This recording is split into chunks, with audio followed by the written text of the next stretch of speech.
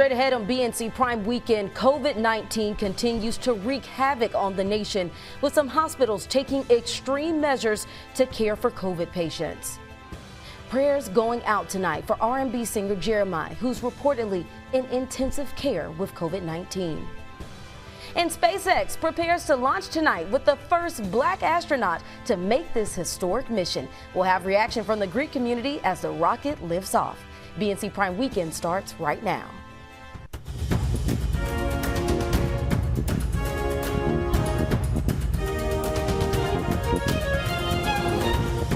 North Dakota becomes the 35th U.S. state to require face coverings in public as governors across the country deal with a surge in coronavirus infections. And now, more than 11 million people in the U.S. have been infected with the virus. Good evening, and thanks for joining us here on BNC Prime Weekend. I'm Brittany Jones. Those numbers from Johns Hopkins University mean cases have advanced by 1 million in less than a week. Hospitalizations are at a record high, far beyond the peak in the spring. And listen to this. Some hospitals say staffing is so dire, workers who test positive for COVID-19 are allowed to keep working with coronavirus patients. Still, the issue has become politicized, with several Republican governors refusing to require them, saying it is a matter of personal responsibility, not a government mandate. President Trump has rarely been seen wearing a mask, except when he had the virus last month, while his Democratic successor, President-elect Joe Biden, has sported one at nearly every public appearance. North Dakota Governor Doug Burgum says face coverings are the most cost-effective way to limit the spread of the virus. Our doctors and nurses heroically working on the front lines need our help, and they need it now. Since the beginning, we've taken a data-driven approach to our pandemic response, focusing on saving lives and livelihoods. Right now, the data demands a higher level of mitigation efforts to reverse these dangerous trends, to slow the spread of the virus, and to avoid the need for any economic shutdowns. Our situation has changed, and we must change with it.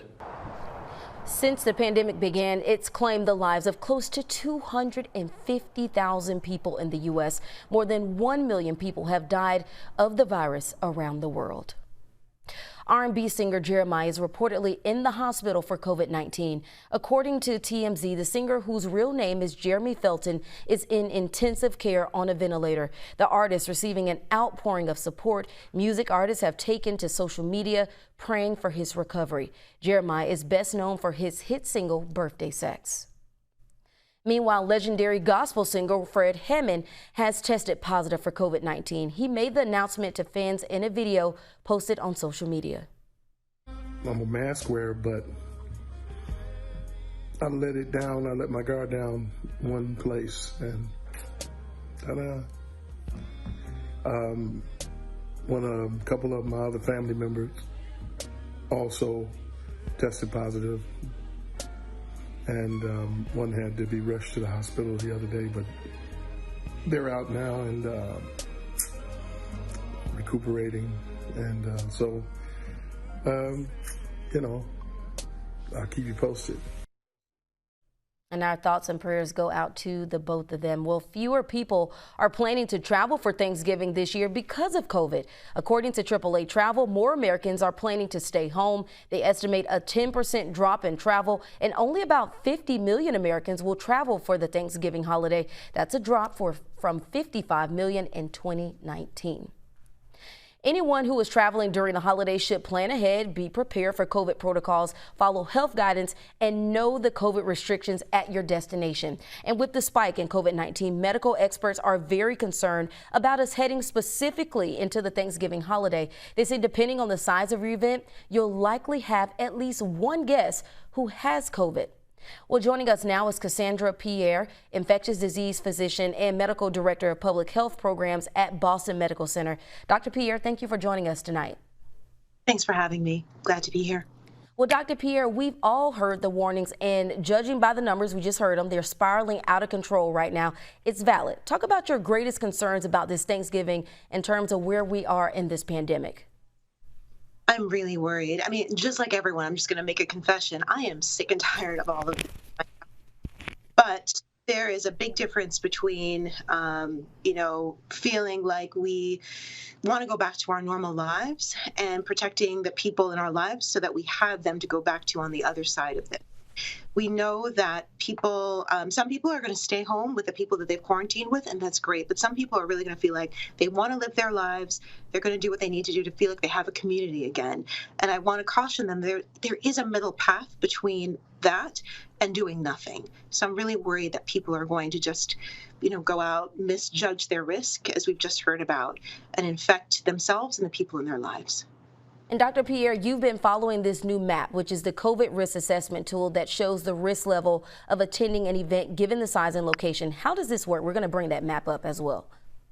Yeah, no, I think this map is a great tool. It was created by researchers at Georgia Tech, and it allows you to see, based on where you're located and where COVID, what the COVID rates are in your area, to see what the odds of any one guest having COVID-19 at your event will be, depending on the size of the event. So if I wanted to have a 10-person event here in Boston, where I live, the chances of having anyone at the party would be 15%. But if I was in Michigan or Texas in some places, that risk goes up to 70%. And when it goes that high, you really want to take a hard look at what you want to do with the odds going so high. So I think this map can help people really get a sense of whether or not they want to take the risk of having an event, especially with people outside of their bubble. Wow. So, Dr. Pierre, how should folks prepare? I understand that depending on where you live, you may have different recommendations, but I think it's important that folks know what to do to slow the risk. Absolutely. So again, there is this middle path here that you can take if you want to do something, want to be connected. What you can do is first take a look at your guest list. Make sure that the people that you're inviting are people who you trust to keep you safe, keep everyone else safe. They're wearing masks when they're outside. They're physically distancing. You want to keep that guest list probably 10 people or less. Ideally, you would also want to try and quarantine about 7 to 10 days if you can before the event, but if you can't, try not to expose yourself to people outside of your social bubble.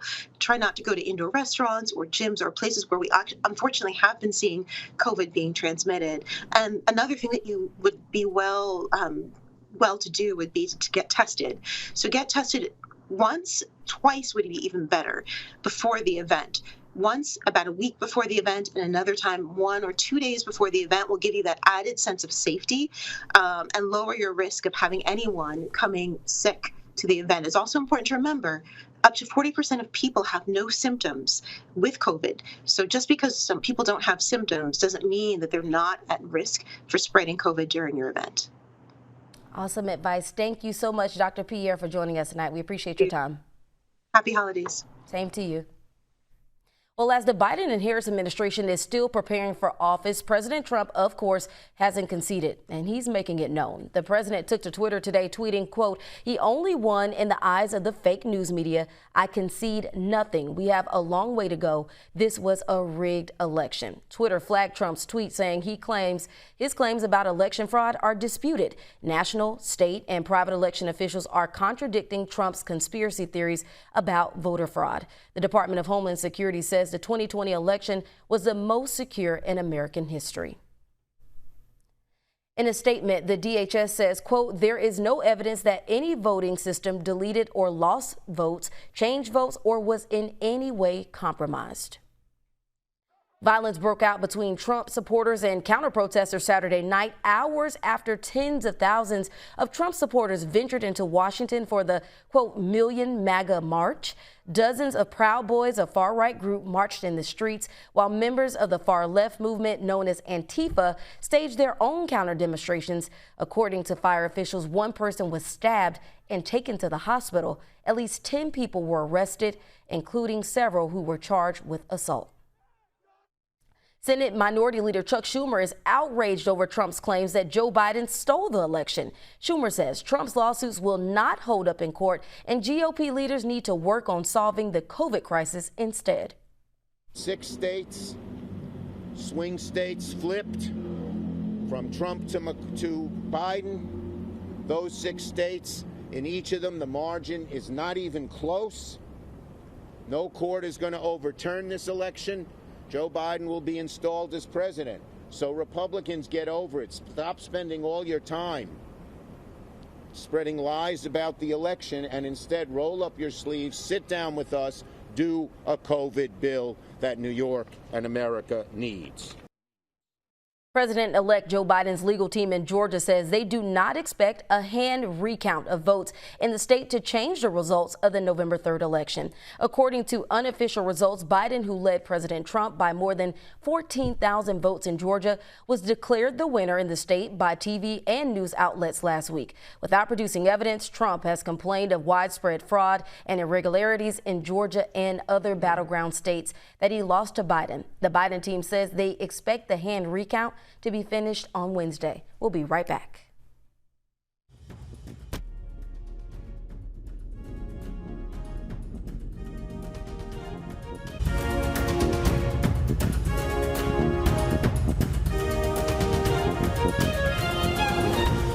Welcome back. Well, a popular burger joint is breaking ground in Orlando. You see it right here, and it's expected to be the largest in the world. This burger spot will be sandwiched between Disney World and other fun-filled attractions. Nadine Yanis has the story. So I'm standing at the site of the future White Castle, which will be the largest White Castle in the world, a part of a pretty big development with other restaurants and shops just miles from Disney World, SeaWorld, and Universal. Not only that, it's right off I-4, and this road is going to have its own. Say they hope to open late 2020. And that's making me hungry. Coming up in sports, our James Hill brings you an exclusive interview with an NBA player turned HBCU basketball coach who takes us inside his recruiting process and his journey on the basketball court. Stay with us. Welcome back. It's an exciting night for NASA and SpaceX as they are just minutes away from a historic launch at Cape Canaveral in Florida. A huge deal for a black astronaut, folks, piloting the first operational flight of the SpaceX Crew Dragon to the International Space Station.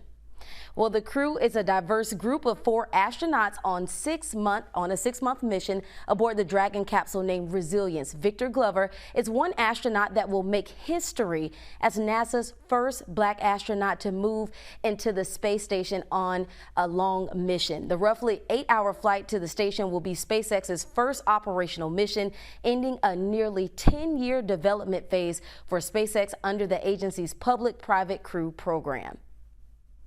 And you can see that right there on your screen. You see all the smoke that's coming off of there. This is a live look that we are getting from that area. This mission is expected to test how the new type of spacecraft, which is the Falcon 9 rocket, functions under new conditions. Remember, this was supposed to happen yesterday, but the launch was postponed due to poor weather conditions at the rocket's landing site. It's crazy to be able to see this on the screen because we're getting ready to witness history in about 4 minutes. Liftoff is expected at 7:27 p.m. Glover's mission is the first to carry a full load of passengers rather than just a pilot, co-pilot, and non-human cargo. 3 astronauts and 1 Japanese space flyer is on the flight.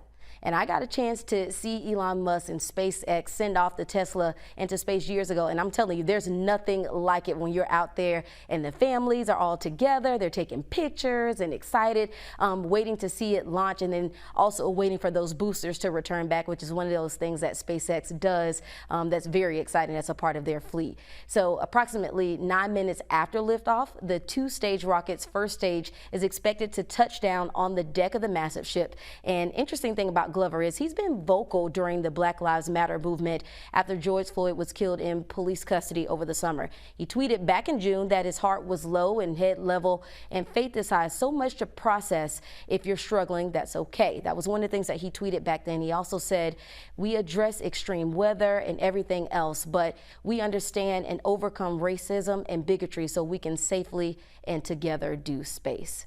So just more interesting notes, taking a look at history. Alvin Drew is the last black flyer, having served as a mission specialist in 2011. As you can see, it's been nearly a decade since a black astronaut went into space. So we're going to move along right now. Shouts out to the Greek community for making historic strides in 2020. Victor Glover is a member of the Phi Beta Sigma fraternity. And joining us live now is the organization's international first vice president, Chris Ray. Chris, thanks for being here with us tonight. Thank you so much for having me. Well, Chris, this is exciting. This is your frat brother. You're watching him go into space, and you know him personally. Plus, you just had a conversation with him the other night. What was that like, and describe how this feels right now? Well, let me first say how extremely proud we are of Victor and Brother Glover and his and what he's getting ready to do, not only for all the young black boys out there who one day want to be an astronaut, but just all individuals who ever dare to dream. But we're extremely proud of him and our organization. He's a proud member of the organization. He has served in leadership roles. He's been active in his chapter and continue to do the work in the community. I met Victor when I was mayor of Spring Lake in North Carolina. Invited him to come and speak to a group of young people at one of our elementary schools. He was gracious enough to do it. He came. He had a great time. It was during Career Day. He was a keynote speaker, and it was just an amazing time. So a few nights ago, I sent him a text message, told him that we was thinking about him, was proud of him, and praying for him on his safe journey. And of course, he responded back saying, "Thank you, Frat. Looking forward to representing the brotherhood." So we're excited for him.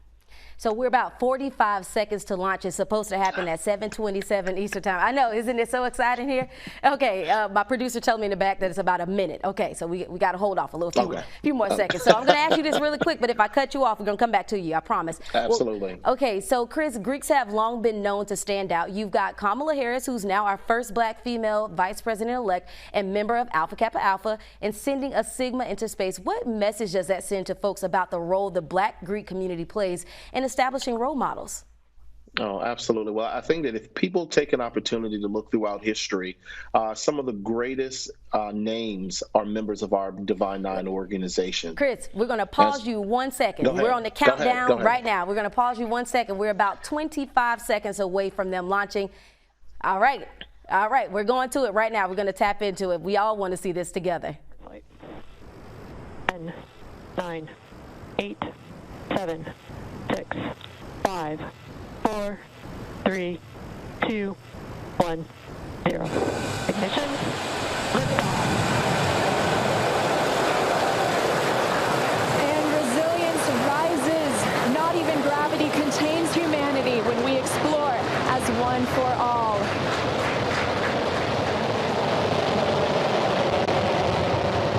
M1 propulsion is nominal.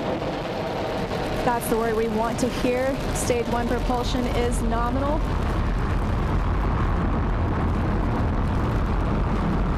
Just 30 seconds into this historic mission, flying crew on board Dragon and Falcon 9.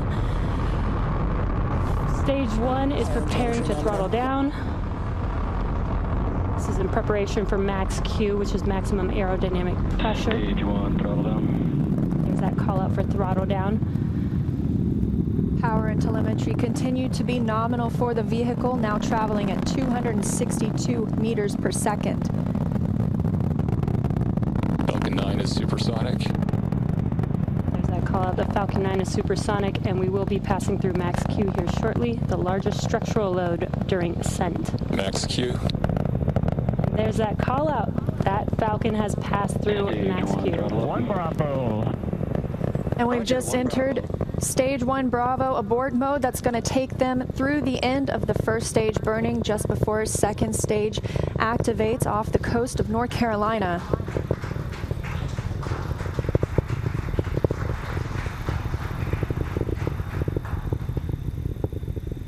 T+1 minute and 40 seconds into flight. Dragon and Falcon 9 traveling 709 meters per second.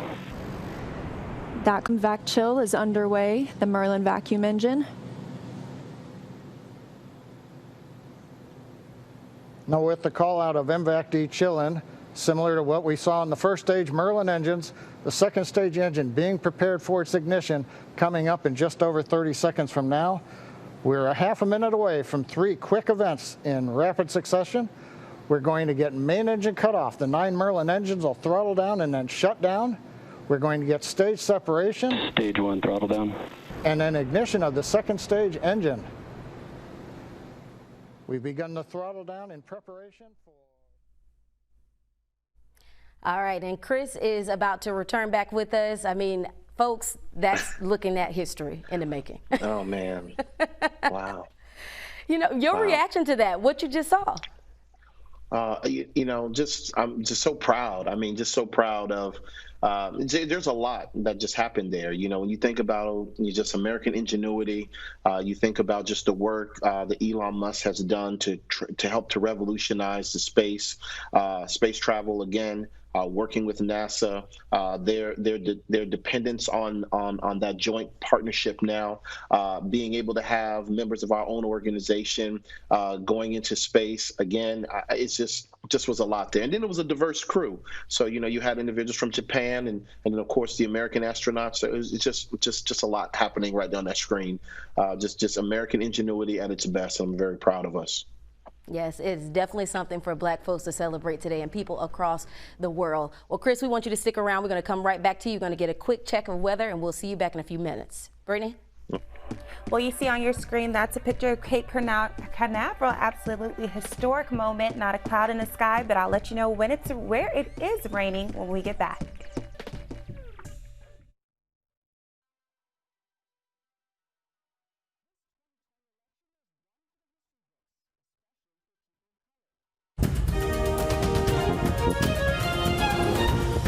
We're continuing our coverage of the historic space launch tonight. We just brought it to you live here on BNC. SpaceX and NASA sending off the first Black astronaut for a long mission in space. And we've been talking to Victor Glover's frat brother, Chris Ray. And Chris, thank you for joining us again.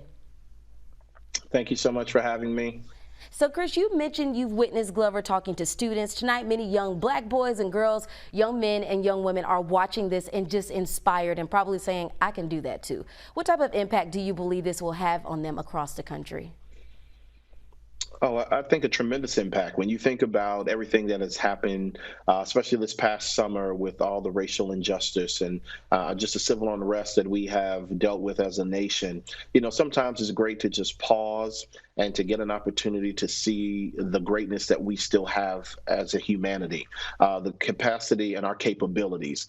And I think that today's space launch showcases that we can still do it. And when you're someone who has gone through what we as a people has gone through, it's definitely a blessing in that regard.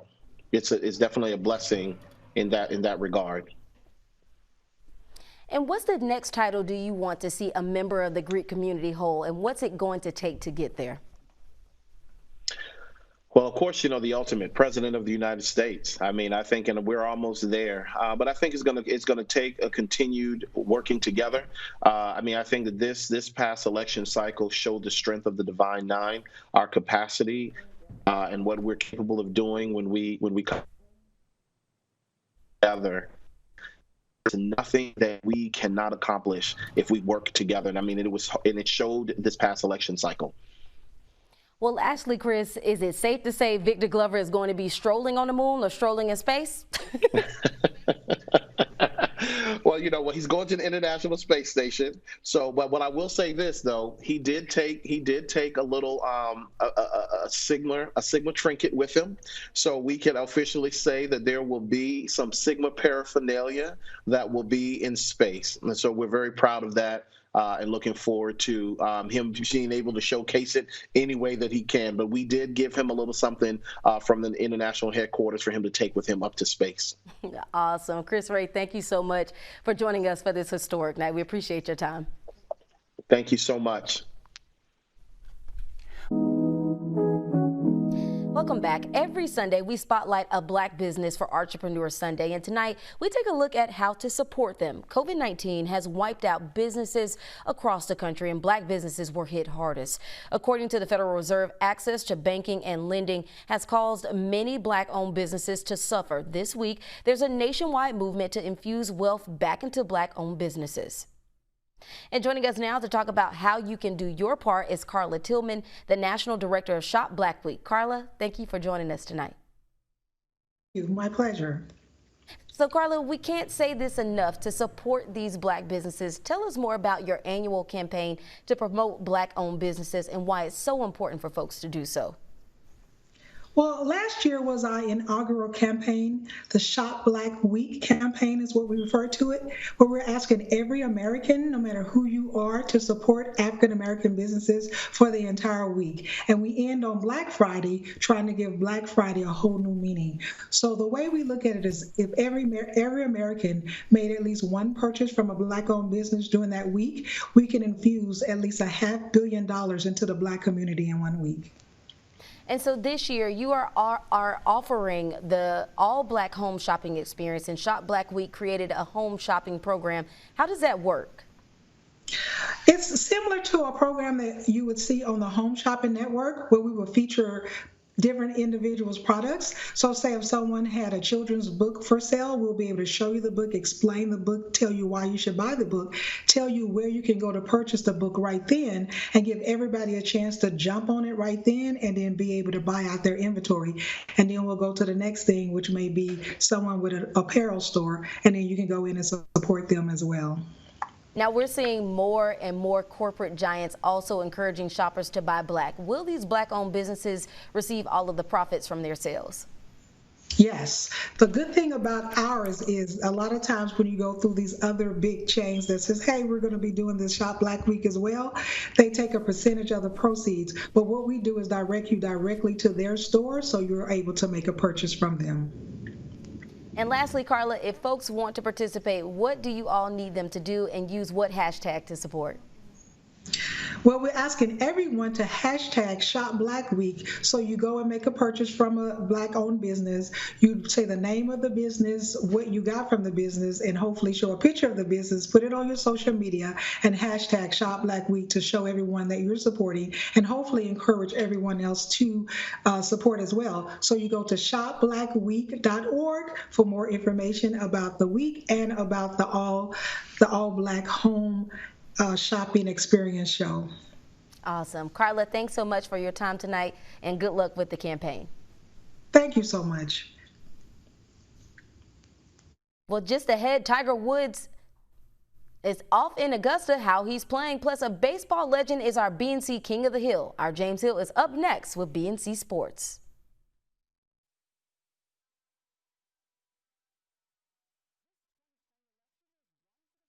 .22 RBI, his batting average .316. Frank Robinson was a baller, folks. Frank Robinson is our BNC King of the Hill, a very interesting icon. And James, I think I remember showing you a picture when I came back from D.C. after visiting the African American Museum. Definitely. You remember your reaction to that? I was like, wow. King of the Hill, King of the Hill, King of the Hill. Definitely nice. All right, James, thank you. We're going to get a quick check on your weather with Brittany. Britt?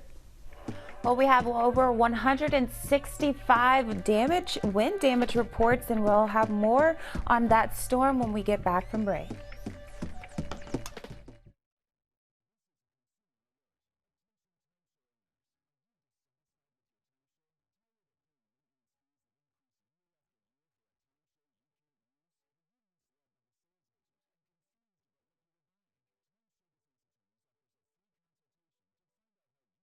And as we continue on, you're going to see those temperatures bump back up once again as we head into the weekend. Now, for your latest weather information, you can always head over to blacknewschannel.com.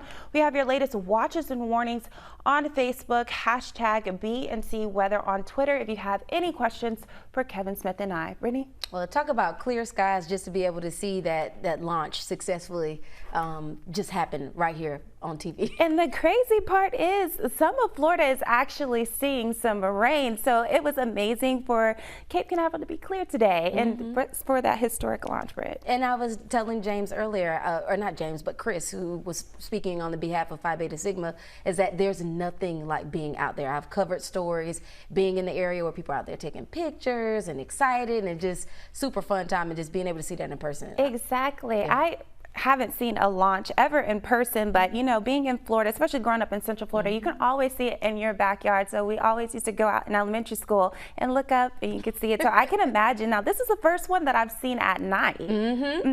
So I know it had to be cool. Yeah. All right, so if you like breakfast and beer, you may like this strange concoction, bacon and beer. You get started early. Waffle House and OCONEE Brewery Company teamed up to make the bacon-infused beer. The brewer says it will be available in 6-packs, draft, or growlers December 18th. The company says it smells like bacon and pairs well with breakfast foods. Now, we can try that? No. I'm not a beer drinker to begin with, and to have it taste like bacon. Bacon and beer. What was that? Chicken and beer? That's ludicrous.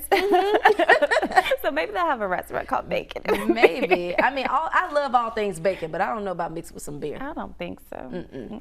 All right. Well, is your refrigerator due for a detox? Today is the perfect time to get started. I could do that. It's National Clean Out Your Refrigerator Day. National Day calendar says Whirlpool Home Appliances, founded in 1999. The idea is to make room for Thanksgiving leftovers. Oh, we can appreciate that. Giving the fridge a good scrub might be wise too. Sanitation Foundation International says dirty meat and vegetable drawers can cause disease. And that is if you have leftovers. Like, well, tearing up this whole plate. This time you might have leftovers because, you know, your family's not going to be there. So it's a good time to clean out your fridge. But my family, what leftovers? Where? See, I'm like that person. So I had my mom make like this this crab and seafood dressing with like oysters and crab meat and all this stuff. I'm coming to your house. Right. So she makes a full pan of it, and then I have her make me one on the side, and then I stick it in the freezer. Okay. Yeah. So certain stuff I gotta have left over. Like, hold up, I need a side, side dish. I'm headed to Duval. Mom, make Brittany a plate. Okay. Get back, because I'll be working. So bring your plate back to me that weekend. All right. All right. Well, to all the Versus battle lovers, the wait is over. Everybody's been waiting on this. We thought it was going to be T.I. and JEEZY, but now Gucci Mane and JEEZY. Season 2 of the popular Versus feature Gucci Mane in replacing rapper T.I., who was originally set to battle JEEZY. The series, produced by Timbaland and Swiss Beats, kicks off next Thursday, November 19th at 8 p.m. Eastern Time. The announcement surprised fans as the two have been longtime rivals since 2005. And I really like that. It's a tough one. This is like the battle for Atlanta, and I hate to say that because T.I. is not in it, but this is our the trap battle. I can still say I'm gonna go for Gucci. You gonna go for Gucci? I'm going for Gucci. Who you think got the most hits? JEEZY. All right, y'all, that's going to do it for this hour of BNC Prime Weekend. Stay with us. We have more weather, news, sports, and programming coming up. Stick around.